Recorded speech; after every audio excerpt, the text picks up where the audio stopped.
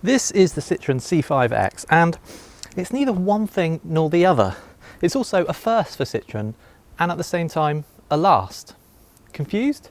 Well, stick with us, and in this CarGurus UK video we will work out what's what, and along the way we'll also show you where the C5 X came from. At its heart, the C5 X is a replacement for the old Citroen C5. Trouble is, large family cars like the C5 are a dying breed, with buyers instead interested in SUVs. So when the old C5 reached the end of its life, Citroen knew that it was only worth replacing it if it was going to try and do something a bit different. Of course, Citroen is known for doing things differently. It has a long history of building luxury saloons like the DS and CX that used radical engineering to solve problems that other manufacturers either couldn't or didn't dare to try. At the same time, Citroen was mobilising France with the cheap and cheerful 2CV, beloved for its basic engineering and low running costs. But by the 1980s, Citroen knew that it couldn't survive just by building cheap small cars and big posh ones. It needed something in between, something that would fit in the fast-growing market for family cars. So then, meet the great-great-grandfather of the C5 X, it's the BX, which just so happens to be turning 40 this year. The BX was revealed under the Eiffel Tower in October 1982. It was as radical as all of its forefathers, featuring composite body panels that were lighter than steel and an aerodynamic body shell. And you could even get a digital instrument cluster with an onboard computer.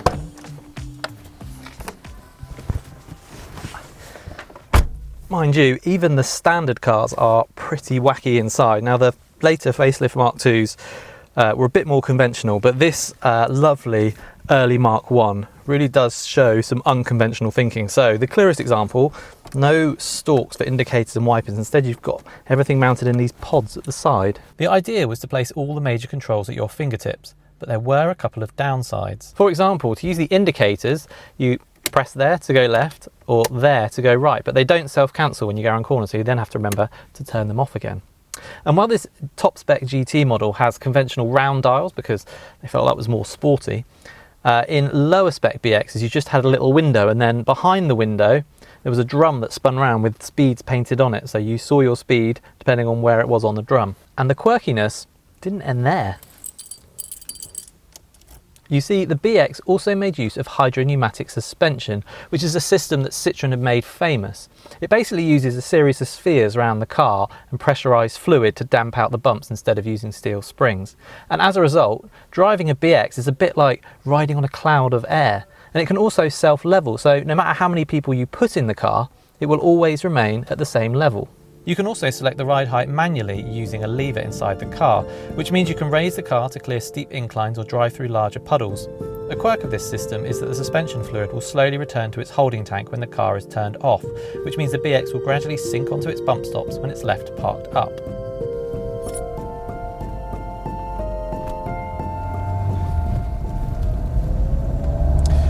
And it's the suspension that is the first thing that you notice when you're out on the road. The BX is so smooth, it's unbelievable. It rides bumps like they're not there. In its own way, the ride comfort in this car is almost as impressive as the performance in a Porsche 911. It's amazing.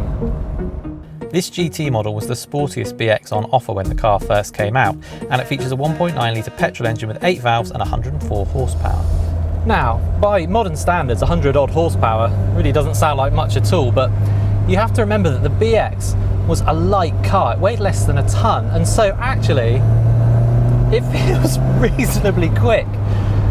So 0 to 60 in this car, about 9 seconds. So again, back in the day, that was almost hot hatch pace. And today, that's an average family car, but the BX is still fun to drive because it feels so responsive. You get this lovely crisp throttle response. It sounds good as well. When you're just driving it around town or out on a country road, it never feels slow, and out on the motorway there's enough grunt to keep up with traffic. Now obviously the BX feels like a pretty old car to drive, but not so much so that it's difficult. In fact, the main thing with this car that's really different is the brakes. There's no real travel, it's more like a switch. So you just touch them and the car really pulls up. Now of course this is before anti-lock brakes as well in this particular car, so you would have to be careful, particularly in the wet. But what's really bizarre is because of that hydropneumatic suspension, even if you brake hard, the nose of the car doesn't dive, it stays completely level. It's an odd sensation. It wasn't just this GT model that benefited from the BX's lightweight though. More basic BXs had 1.4 and 1.6 litre engine, but their performance figures corresponded with 1.6 and 2 litre rivals respectively. They were also reasonably priced and had really good fuel economy. Again, they were light, weren't they? And that was even more the case when the BX gained a diesel engine in 1984, a 1.9 litre unit. Now this was really when diesel was in its infancy, and Citroen's unit was smooth and refined. It was a world away from the slow, dirty engines that some of its rivals had. And then Citroen introduced a turbo diesel variant, and with that, the BX became Britain's best-selling diesel car. You know, it's terrific, this BX. It's so smooth that I can't think of a modern car on sale today, you know, maybe Mercedes S-Class, but anything that absorbs bumps as well as this. It's incredible. Not even the C5 X, which is a comfortable car by modern standards, rides as well as this BX. And even the gear change is easy to use. This steering wheel, this single spoke steering wheel, takes a good bit of turning, and the car doesn't respond hugely quickly, it has to be said, but it's all right. And if you do want to sling the car about a bit, it does grip, you know, it feels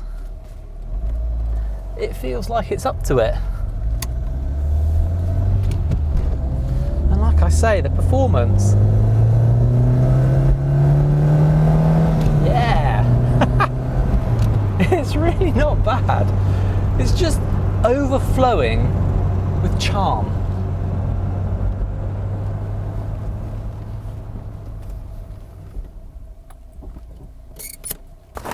The BX was a bit of an odd proposition when it was launched, because price-wise, the smaller engine models went up against cars like the Ford Escort and the Vauxhall Astra, but actually the BX was a bigger car.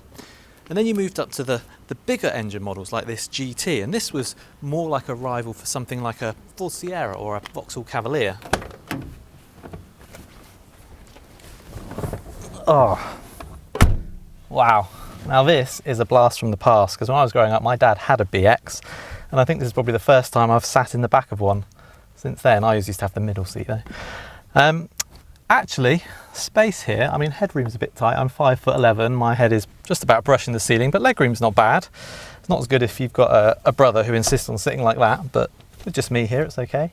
The boot, 450 litres, and if that wasn't enough, the BX was also offered as an estate with even more room, and that car of course was brilliant for towing as well because of the self-leveling suspension and the extra boot space. It's at the rear three-quarter angle that the lineage between the BX and C5 X becomes most obvious. Just have a look at that sloping angle of the rear screen and the kink that runs along the bottom of the rear side window. The BX was replaced in 1993 by the Xantia, which was larger and more luxurious and actually went on to become one of Citroen's best-selling cars. And then in 2001, the Xantia was replaced by the C5. However, throughout the C5's life, interest in that sort of D-segment car really started to wane. That's when buyers started to get swayed by SUVs. And so by 2016, when the C5 production ended, Citroen decided it would discontinue that size of car until now. And this C5 X is the car it thinks it might have a chance with in the D segment. And as we're about to find out, it is reassuringly left field. The clue's in the name. The X signifies that this C5 is intended to be a bit more roughy-tufty than the old model, with lots of black plastic body cladding and a raised ride height that gives it a more SUV-like stance. At the back, it's kind of part way between a hatchback and an estate car. So it's got a wide boot opening and a great big boot, which you can fill with camera bags if you need to. Think of it as kind of part way between a traditional estate like the Skoda Superb and a hatchback like the BX, in fact, and also with a bit of SUV thrown in. The idea being that Citroen hopes to appeal to people who want the look and style of an SUV, but without all that bulk. Citroens are much more conventional inside these days, less willfully left field. This car, for example, even has stalks for the indicators and wipers, and of course the whole thing feels a lot more luxurious than the BX ever did. You also get conventional climate control panels down here and some really lovely detailing, like on the seats here, these chevrons stitched in, and again this pattern on the dash. The infotainment screen is big and clear, although the software can be a bit slow. In front of the driver, meanwhile, there's a big digital instrument cluster. As with the BX GT, this C5 X that we're testing is the top of the range model, and that means it's a plug-in hybrid, so it uses petrol and electric motors. It can produce up to 225 horsepower when both of those power sources are working together at their peak. Now, this car, when you charge it up from either a wall box or a 3-pin socket, you'll get an electric-only range of up to 31 miles, although we see more like 20 to 25 miles in normal use. If you don't want the plug-in hybrid, and it is quite expensive to buy, there are 2 turbocharged petrol engines available as alternative, a 1.2 litre with 129 horsepower and a 1.6 with 179 horsepower. Fair to say, getting behind the wheel of this C5 X, the cars have come quite a long way since that BX was first launched. This thing is like a spaceship. That said, it does not get Citroen's hydropneumatic suspension. In fact, it's the first big Citroen since the DS Safari of 1958 not to have hydropneumatic suspension. Instead, it has a conventional suspension setup, but with Citroen's progressive hydraulic bump stops and, in this plug-in hybrid model, adaptive dampers. Now with those you can adjust the firmness of the ride, but you can't adjust the ride height. Go for a standard petrol C5 X, however, and you get passive dampers instead. Whichever model you choose, the C5 X is very comfortable. The adaptive dampers standard mode is similar to the setup you get with the passive dampers. You can then either make the car firmer, which you don't really want in a big Citroen, or softer, although that can make it a bit floaty off the top of bigger bumps. It's a pretty good plug-in hybrid system, this. It switches over between petrol and electric fairly seamlessly, and when you're in electric-only mode, it suits the C5 X beautifully because of that smooth, comfortable ride. The serene silence really goes with that. It is not, however, perhaps as fast as you expect a car with 225 horsepower to be, and that really is just because it's heavy. I mean, that's flat out, and it's fine, but it's not going to set your world alight. Speaking of being heavy, you can also feel it through the bends where the C5 X is just a bit top heavy. All that said, as a quiet and comfortable cruiser, this car is really good. Another thing that makes the C5 X such a good cruiser is the fact it's so quiet. It's really well insulated from road and wind noise, so you can just eat up long distances with ease.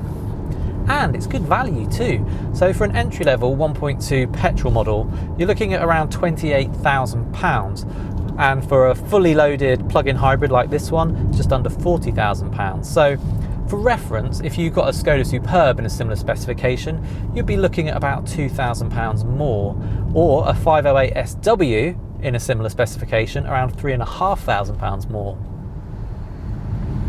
I can definitely see why you might be tempted by a C5 X, although I would probably say that one of the petrol engines is certainly better value, possibly even a better car. I'm not sure that the adaptive dampers do enough to justify the extra price, or the plug-in hybrid system for that matter. And the fact is that these dampers, you can put them in a comfort mode, which is a bit softer, or you put them in a sport mode, which is a bit firmer, but actually the best mode is hybrid. And in reality, that feels a lot like the standard setup in the cars with the passive dampers.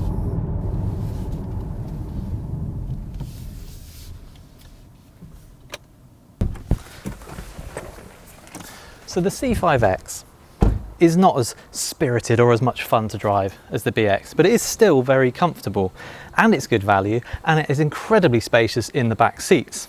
Will it be the last in the line of big Citroens that started with the BX? Well, certainly the market for D-segment cars like this is not showing any signs of a resurgence. That said, Citroen really has done a good job at making this a bit different from other offerings, with the style of it and the fact it is so comfort orientated and is so roomy and is such good value. It probably won't go on to be a big seller like the BX, and I can't really see us still talking about it in 40 years time. But for now, let's just be happy that Citroen still builds something that's big and wafty like this. Do you think the C5 X is a fitting addition to Citroen's long history of big and innovative cars? Let us know below, and as always, please do remember to subscribe to the channel and turn on notifications by ringing the bell icon.